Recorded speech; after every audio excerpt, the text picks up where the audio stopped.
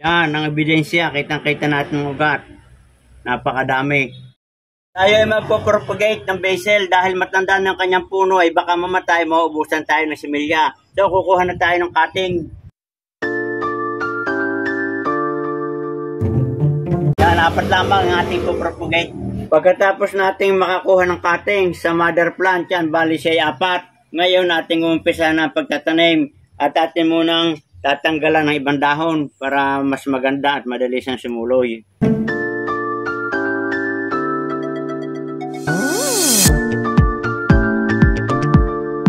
Tapos natin na malinisan yung puno ng ating cutting, ay ngayon ay atin munang lalagyan ng ating natural rooting hormone. At ang ating gagamitin na itong honey o yung pulot pukiyutan. Yan. Ating lalagyan yung kanyang stem or puno. Yan. Yan, atin ang umpisa ng pagtatanim, mga kabayan.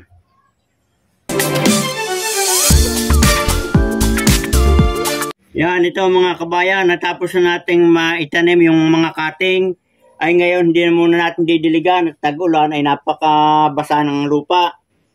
Ay ngayon ang ating gagawin mga kabayan ay ilalagay muna natin dito sa shaded part at doon sa hindi ganong napapatakan ng ulan dahil baka mag-overwater ay lalong pumula ang dahon at magkaroon ng fungus.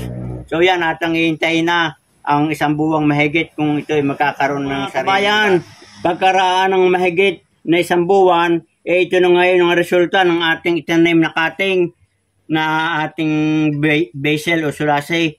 At ito hindi na natin ginamitan ng cellophane o yung plastic bottle nating tataklob dahil ngayon tag-ulan ay napakabilis ng tubuhan ng ugat basta nabababad ng basa ng ulan. At ngayon natin titingnan ang resulta kung ito nga baga ay nagkaroon na ng ugat. Ating titistingin itong isa. Dahan-dahan, hop. O yan mga kabayan, may ugat na at ating titingnan. Yan ang ebidensya, kitang-kita natin ng ugat. Napakadami. Mahigit lamang isang buwan yan. Ganyan lamang mga kabayan kung kayo magtatanim ng cutting. Taon na tag-ulan at napakabilis, sigurado. Ay ngayon ay atin ang gagawin, atin ang tatanim uli.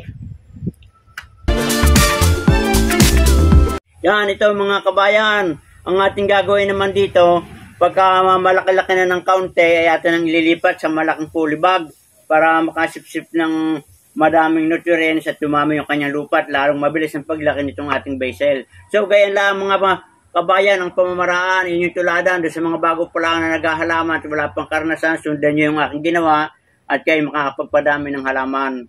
Good luck and good health at sana'y lagi kayong sumubaybay sa aking channel. Magandang araw kabayan!